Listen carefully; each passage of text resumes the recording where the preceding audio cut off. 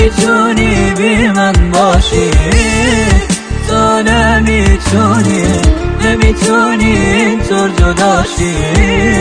دکترها جواب کردن میگن آخرین نفساشه، انقدر خون رفته ازش شانس آورده تا الان رو پاهاش. چقدر گریه کردم و ناله کردم و التماس که از پیشم نرو، حالا تنها بشین عکسم و تنها ببین.